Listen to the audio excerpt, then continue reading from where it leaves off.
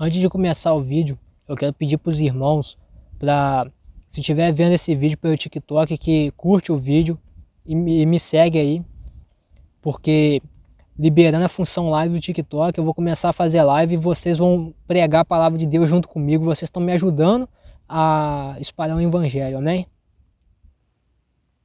A paz do Senhor, meus irmãos, tudo bem com vocês? Hoje nós vamos falar sobre o dízimo e as ofertas. A gente sabe que tem muita heresia por trás disso aí, tem muita heresia. Eu aconselho a você assistir um vídeo meu chamado Sacrifício de Tolo. Vá lá assistir, que eu falo muito bem sobre isso. Antes de você assistir esse vídeo, assiste lá, Sacrifício de Tolo. Então o dízimo, ele tem origem lá em Gênesis, capítulo 14, versículo 20. Se você quiser ver, Gênesis 14, 20. Abra sua Bíblia aí em Malaquias, capítulo 3, versículo 10. E a palavra de Deus diz assim: Trazei todos os tesouros, trazei todos os dízimos à casa do tesouro, para que haja mantimento na minha casa. E depois fazei prova de mim, diz o Senhor dos Exércitos. Se eu não vos abrir as janelas do céu e não derramar sobre vós uma bênção tal, que dela vos advenha a maior abastança. Amém. Então é isso que a palavra de Deus diz sobre o dízimo. Eu vou falar aqui sobre o estudo, né? Sobre o estudo pentecostal. O que ele fala sobre o dízimo? Primeiro, a definição de dízimo e oferta. A palavra hebraica para dízimo, ma'aser, significa literalmente a 10ª parte. Então aqui a gente já sabe. O que o dízimo é? 10ª parte. Ah, Pedro, o meu pastor está cobrando 15% de dízimo. Sai dessa igreja que esse cara é ladrão. A lei de Deus, os israelitas, tinham a obrigação de entregar a 10ª parte das crias dos animais domésticos, dos produtos da terra e de outras rendas, como reconhecimento e gratidão pelas bênçãos divinas. Então, primeira parte.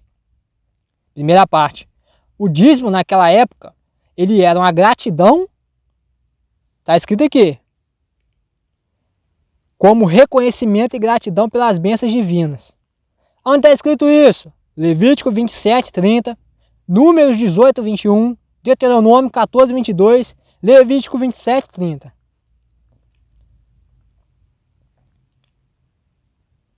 O dízimo era usado primeiramente para cobrir as despesas do culto e o sustento dos sacerdotes.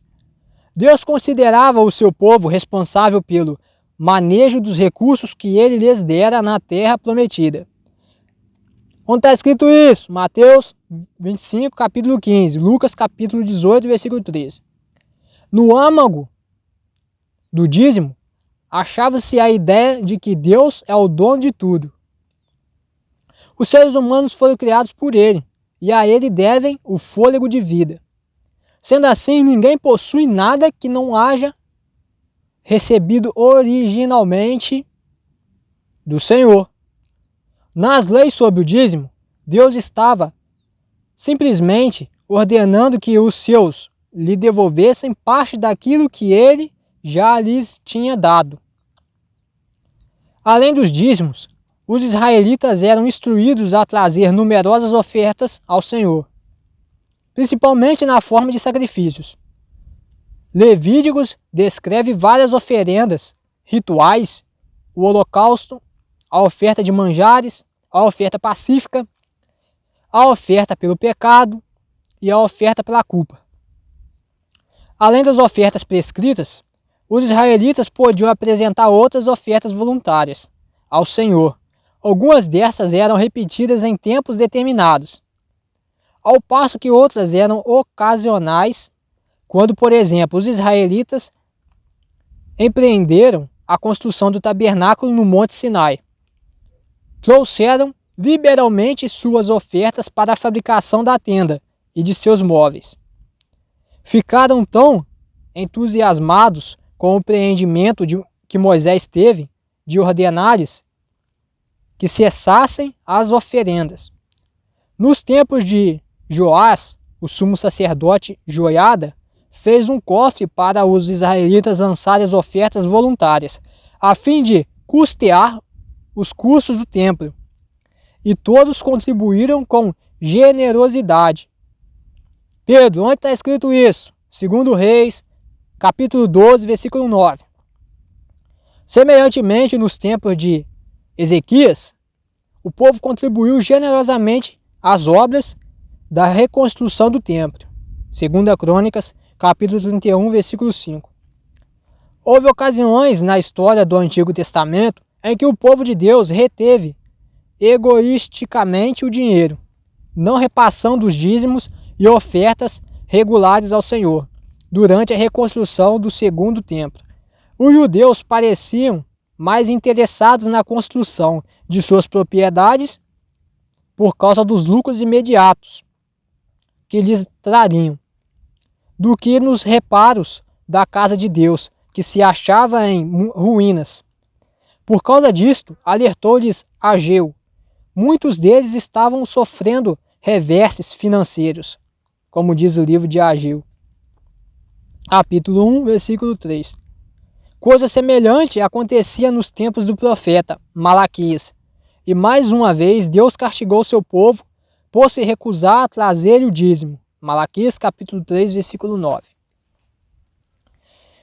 Então, irmãos, aqui nós vemos que o dízimo é uma forma da gente agradecer a Deus as coisas que Ele tem feito em nossa vida.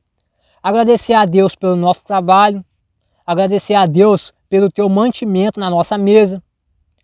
Ah, Pedro, mas a que povo é direcionado o dízimo? Olha, entenda uma coisa. Eu já gravei um vídeo aqui sobre sacrifício de tolo. Não adianta nada o cara dar dízimo na igreja e ele sair da igreja e meter chifre na mulher dele. Então você entenda uma coisa. O dízimo é para quem guarda a fé. Para quem guarda a fé, obedece a palavra. Tá entendendo? Não que você esteja isento de dar o dízimo. Se você quiser dar o dízimo, mesmo metendo chifre na sua mulher, você pode dar. Seu dinheiro vai ser usado de uma forma boa se o pastor em questão tiver ética, né? Porque nós sabemos, nós cristãos, a gente não pode mais fingir que não acontece isso nas igrejas. Infelizmente, em algumas igrejas, muita gente pega o dízimo para fazer coisa que não é da palavra. Mas isso não é problema nosso. O nosso dever como cristão é dar a Deus aquilo que Ele deu para a gente. Retribuir em gratidão. O que vão fazer com o dinheiro não é problema nosso. Fique tranquilo. Tem um livro, no livro de Apocalipse, fala sobre esse livro. Onde tudo o que fazemos, dissemos, está sendo escrito e nós vamos ter que prestar conta a Deus. Tá bom? Vamos ter que prestar conta a Deus. Então fica tranquilo. O que fazem ou deixam de fazer com o seu dízimo não é problema seu. É problema da pessoa com Deus. Amém? Então vamos voltar aqui o estudo. A administração do nosso dinheiro. Os exemplos dos dízimos e ofertas no Antigo Testamento contêm princípios importantes a respeito da mordomia do dinheiro, que são válidos para os crentes do Novo Testamento. Por exemplo, devemos lembrar-nos que tudo quanto possuímos pertence a Deus, de modo que aquilo que temos não é nosso. É algo que nos confiou aos cuidados.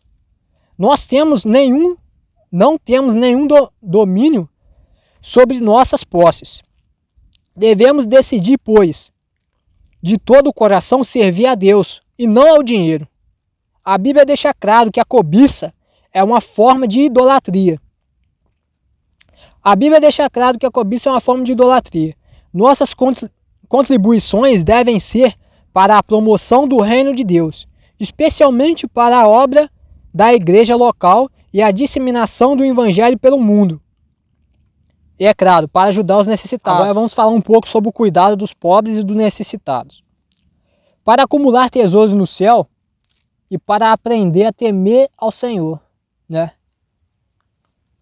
Que diz lá em Mateus, capítulo 6, versículo 20, e Lucas, capítulo 6, versículo 32. Nossas contribuições devem ser proporcionais à nossa renda. No Antigo Testamento, o dízimo era calculado em 1/10 parte. Dar menos que isso era desobediência a Deus.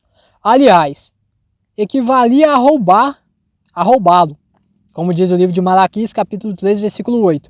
Semelhantemente, o Novo Testamento requer que as nossas contribuições sejam proporcionais àquilo que Deus nos tem dado. Nossas contribuições devem ser voluntárias e generosas, pois assim é ensinado, tanto no Antigo quanto no Novo Testamento. Não devemos hesitar em contribuir de modo sacrificial, pois foi como tal Espírito que o Senhor Jesus entregou-se por nós. Para Deus, o sacrifício envolvido é muito mais importante do que o valor monetário da dádiva. Nossas contribuições devem ser dadas com alegria, tanto o exemplo dos israelitas no Antigo Testamento, quanto o dos cristãos macedônios no Novo Testamento, que se encontra no livro de 2 Coríntios, capítulo 8, versículo 1. Serve-nos de modelo. Deus tem prometido recompensar-nos de conformidade com o que lhe temos dado. Deuteronômio capítulo 4, capítulo 15, versículo 4 fala sobre isso. Malaquias capítulo 3, versículo 10 fala sobre isso. Mateus capítulo 19, versículo 21 fala sobre isso. 1 Timóteo capítulo 6, versículo 19 fala sobre isso. 2 Coríntios capítulo 9, versículo 6 fala também sobre isso. Então, irmãos, nós vimos aqui, tem muito crente, eu não sei se é crente frustrado, né? Porque tem uns crentes que eles são muito frustrados. Eles veem alguma coisa errada na igreja, eles saem da igreja e eles acham que toda igreja é igual. Não é não. Cada caso é um caso. Cada caso é um caso. Você não pode generalizar o erro de um lugar e falar que todos os lugares estão com o mesmo erro. É errado falar isso. Então, irmão, o dízimo ele é bíblico. Tem muita gente que fala que o dízimo é uma forma do pastor roubar. O dízimo é uma forma do pastor lucrar. Olha, o dízimo ele tem um fundamento bíblico, desde o Antigo Testamento. Ele é para ajudar o pobre ou necessitado, caso precise, né, fazer uma cesta básica. Ele é para ajudar na obra de Deus, na igreja, na reforma da igreja, manter a igreja, manter as coisas lá dentro. Por exemplo, papel higiênico, os gastos de uma igreja, aluguel, por aí vai. Então o fundamento é bíblico. Não tem jeito. Um cara, por exemplo, que nem é crente, não sabe nada sobre a Bíblia, falar que o dízimo não é bíblico, o dízimo é bíblico. Foi Deus que fez o dízimo. O que fazem com o dízimo não é problema nosso. Eu já falei. Por exemplo, tem casos em igreja que tem missionário, ele ajuda os missionários. Por que não pode ajudar? Claro que pode, é bíblico isso. A Bíblia fala que provavelmente Paulo recebeu a ajuda dos Tessalonicenses nas missões que ele fazia. Se está na Bíblia, por que não pode? Então, irmãos, tem que tomar cuidado com isso. O pastor, não, Pedro, meu pastor usa o dízimo para poder reformar a casa dele, para comprar moto, para comprar carro. E isso é o problema dele. Ele vai ter que prestar conta com Deus. Você não tenha dúvida disso. Agora, você viu também sobre a oferta, né? Você vê que o dízimo já tem a porcentagem bíblica. É aquilo ali. 10%. Então eles não podem aumentar mais que 10%. Então eles abusam muito mesmo na oferta.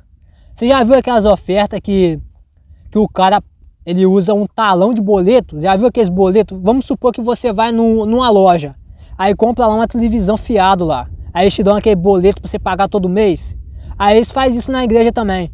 Aí eles fazem lá a oferta, que se você pagar todo aquele boleto, você vai ganhar alguma coisa. Rapaz, complicado, viu? A nossa oferta tem que ser dada a Deus como sacrifício pacífico. Gratidão.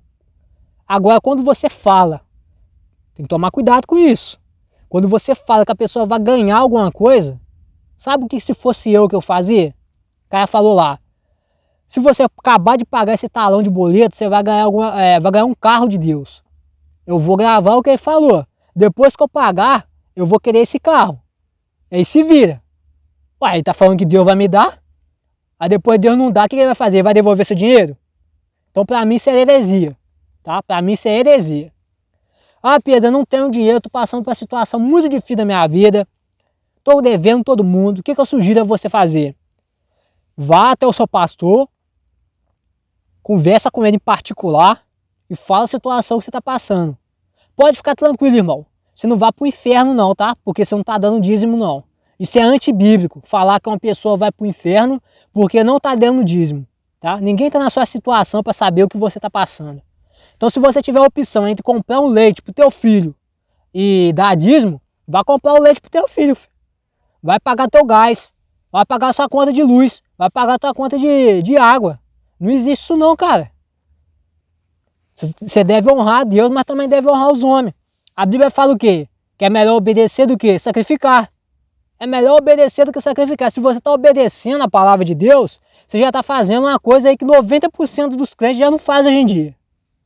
Então fica tranquilo. Você não vai para o inferno, não existe base bíblica nenhuma que fala que o cara que não está dando dízimo, ele vai para o inferno. Não existe isso. Conversa com o seu pastor e fala com ele. Então se você chegou até aqui, capaz de Deus seja com todos vós.